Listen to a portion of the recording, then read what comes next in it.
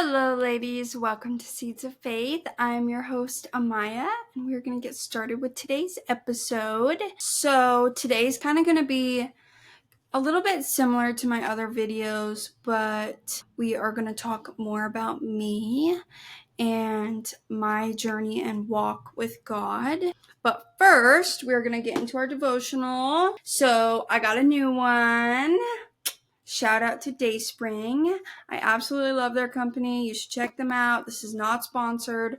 I just really love them. They're a Christian-based company, and they have all kinds of stuff like Christian cards, devotionals, books. They have so much stuff, decor, everything. And I absolutely love them, and amazingly enough that they sent me a package and with this devotional, and I have already fallen in love with it. So we're going to get started with that. So it's morning gratitude, inspiring moments to start your day. So I've been reading this every morning, and it's been a blessing. So I actually read this one yesterday, and I think that it'll be good for today's episode. So I'm going to read it to you guys. So it's let go of protection. Love prospers when a fault is forgiven, but dwelling on it separates close friends, which is Proverbs 17:9. Being perfect is impossible. No human being can ever be a perfect friend, the perfect partner, the perfect person. But even though we ourselves are not perfect, we often require perfection from others. Even the people who love you the most and are the closest to you will sometimes hurt you. The Bible teaches us that everyone has sinned and fallen short of the glory of God. With what relationships are you struggling today? Are there any that need to be repaired or restored? One way to help this process along is to let go of the perfection that many of us require and remember how much God has forgiven us for ourselves. God has not expected perfection from you, just for you to try to be your best. With a heart filled with gratitude, consider all the times when God's love covered your own sins and thank Him for it. Thank Him for forgiving all the bad stuff in your life, all the wrong choices and bad decisions that were made. Thank God for choosing to love you instead of holding your mistakes against you. Thank Him for forgiving you of all of your past sins and transgressions. Give thanks to God because through His own love, He grants us the power to love others. As you continue to thank Him for His help and guidance in your relationships, come before Him and ask Him for the strength to choose love over holding a grudge. Ask Him for help in letting go of the hurt from all the past times when someone offended you or did things that wounded you. Ask the Holy Spirit to empower you to love others the way that Jesus Himself loves them. With the ability to choose love over hurt, you will cultivate a love so great it will overcome all the wrongs that people have done to you. That doesn't mean the wrongs didn't happen, but you can choose to let it go and love the person instead. Choose to allow your love, God's love within you, to be greater than the hurt done to you. And then thank the Lord for the power and strength to follow through. And the prayer is, God, I praise you because your love never fails, and it covers all my transgressions. I adore you because you are good, you are kind, and your mercies endure forever. I praise you for your endless grace. I worship you because you are great. There is no one else like you. I am so grateful you do not require perfection from me, that your love covers a mountain of offenses. Help me as I seek to love others the way you love me. Amen. All right. So I think that this is the only devotional that I'm actually going to read for you guys today. I know that I usually do multiple, but that one was pretty long and I liked it enough that it's the only one for today. So let's get into our episode. It's just going to be a little difficult. So I think that something that we should talk about, and I think that needs to be brought more attention to, is feeling sad after devoting your life to Jesus Christ. And it's a hard one because Jesus is so wonderful, and when you gave your life to Him, it is unexplainable. Like, it is so good. The feeling that you get is so good, and it empowers you so much. But once you develop a relationship with God and your faith gets stronger, it gets harder. It gets a lot harder. And it's one of those things where once you have such a strong faith and you decide that you want to change your life and live a godly life, that makes it so much harder too. Because for me, my standards and expectations of walking with Jesus have to be so high because Jesus was perfect and he lived a life with no sin and he died for us and for our sins. So living up to that and trying to walk your path with Jesus on your side, it's hard because you want to be as perfect as you can be and you want to follow him in the best way that you can. And that comes with sadness. It truly does come with sadness because if you think about it, you have to let go of the old person that you are or you were. You have to let go of that person. And you have to let go of that flesh. And that's difficult because you've had to rely on yourself your whole life. I mean, obviously you had to rely on your parents for a long time, but you had to rely on you. So once you transition to living this godly lifestyle, you have to learn how to rely on God. And that right there is so difficult because it's uncomfortable. And relying on yourself is comfortable.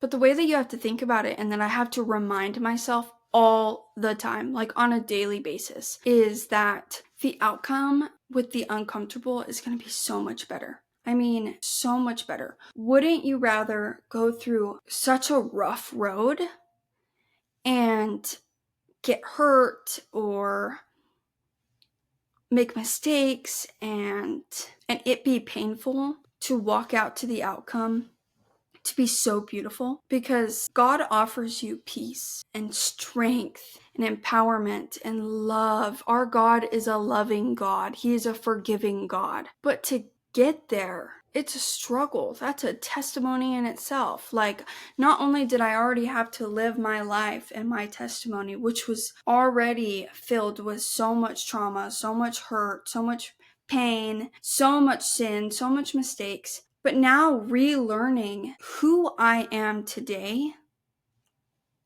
after devoting my life to him and changing my whole life, that's hard. It's really hard. I go through waves of sadness all the time because I'm learning who I am today, but I already know who I was before. I know her. I know what she likes. I know how she acts. And I'm not saying that's a good thing. It's not, because I'd rather be who I am today. But it's painful because it's so uncomfortable to be able to learn me. For me today, to learn who I am. That's a work in progress. I went from a traumatized little girl and grew and blossomed into this beautiful young woman, but not knowing what that woman truly looks like, it's hard. I've had to shed my old self and become someone who's completely different. If you think about it, God is the light, and obviously Satan is the darkness. And God does what he can to make us uncomfortable and to do the opposite of what we're used to. And he doesn't make it easy. He does not make it easy. That's us learning. It's a learning process. And it's giving us strength and empowerment to change. And Satan likes to do this thing where he likes to confuse us. And he likes to pull us back to our old habits, our old self, and show us how comfortable that is because we lived in that for so long. But really all that does is bring more darkness to you, even more sad and more hurt and more traumatized, because all of those things are back to the surface. God doesn't want that for us. He wants us to let go of that and to move forward. But I don't think that the moving forward part is talked about enough. I don't think so. Because I know that I am definitely not the only one that gets sad about that. And it's so hard not to revert back to, not even completely, just little things that I catch myself doing just because I know that it's easy. And it's a habit. I'm trying to change all my old habits, but some of them are like an unconscious knowing, like I just do it. And then afterwards I realize, so I'm trying to learn how to think before I do things and think before I say things, which I struggle with a lot because I had talked about control. I like control and it's not a good thing. It's not. I can't be that way if I'm going to walk with Jesus. One thing that I can say that I'm learning is that, I don't know if you guys can tell, but I've lost a whole bunch of weight. Like, since I've devoted my life to God, I've lost so much weight because I have gained so much peace and so much happiness. And just because I've gained those things does not mean that I don't have sad moments or feel sad some days. We all have bad days. And of course, on those days, Satan likes to pull us into a deeper hole, So, but anyways, sorry. I've lost a whole bunch of weight, and that itself is hard too, because then you're having to buy all new clothes and you're uncomfortable in your own body because you're not used to it. And even though I'm super happy about all the weight that I've lost, now I'm like learning how to love and appreciate myself and my body and how different it is. But I've noticed that once you start taking care of yourself and you start working out and being more active, it's so good for your mental health. Absolutely amazing for your mental health. On the days that I feel like not doing anything or I'm just miserable, if I don't do something active, then I stay like that. But if you push yourself to get out there and to do something or to work out, it completely changes your whole mindset and your whole day. So that's one thing that I've had to rely on, and just completely remind myself that I am not perfect and being perfect is impossible. The only person that was ever perfect was Jesus. But I just wanted to get real with you guys today because I try to talk about sadness and happiness and how God changes you and how wonderful it is. And it is so wonderful, but I think it needs to be talked about. What happens after you devote your life to Christ and you're on this high because he just blesses you and changes your ways. But then you get in this spot where you're stuck because you don't know who you are anymore, and you don't know what you like anymore, and you don't know how you act anymore, and you try to live how he wants us to live, and it's such an uncomfortable feeling. Like, I struggle so hard with loving your neighbor, like loving everyone, no matter their faults. I've gotten a lot better at it. But it's hard. It's hard, especially when someone has hurt you or wronged you, and you have to forgive them and love them.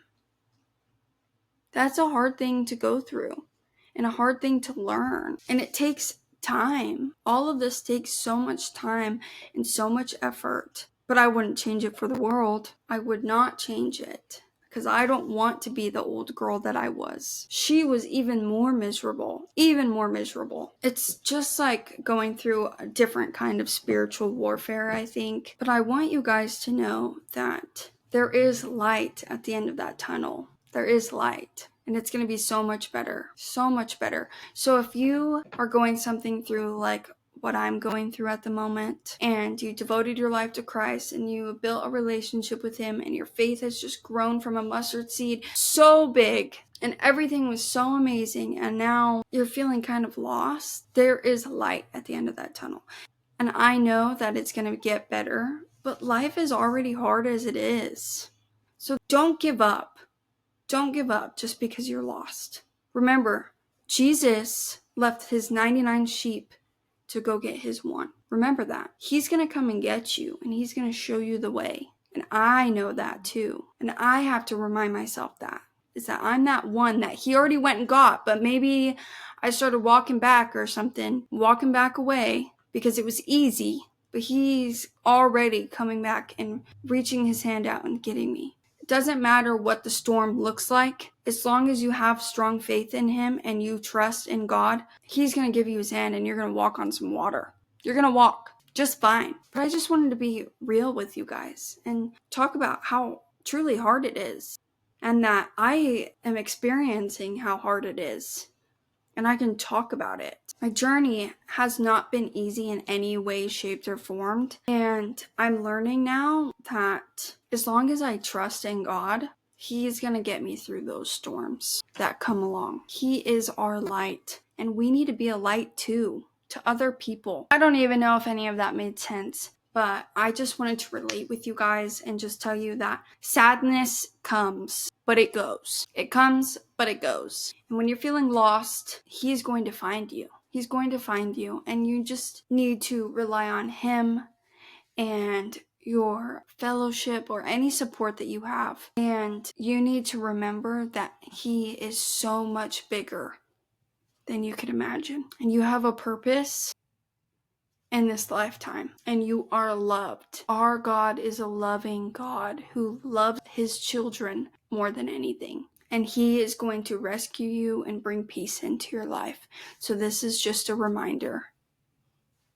It's just a reminder that if you're feeling sad or stuck right now, don't worry about it. You need to cast all your worries, your anxieties, all on Jesus, because He's going to come through like He does every single time. He comes through every time. And I just want to remind you too that He hears you. Your prayers, anytime that you talk to Him, He hears you. You just have to trust in His timing to make it happen for you. You can't have this urgency to need it now, because I promise He's going to give it to you when you need it the most. Yeah, I'm not sure if any of this made sense, and I kind of was all over the place, honestly, but you are not alone and you are loved, and it's going to be okay, because the outcome is so much better. It's going to be so much better. Alrighty, ladies, put a smile on your face and love like Jesus just a little bit extra today. Get into your word. If you're feeling sad or alone, get into Psalms. It will prove to you that you are not alone. And you're not the only one in this world that has sadness walking with Jesus. And it's going to bring up your spirit. And the most important thing is trusting in God, because that is going to bring you up. It's going to bring you up so much. Alrighty, ladies. I will talk to you guys next week. And I have a whole bunch of good things planned for us. Alrighty. Bye.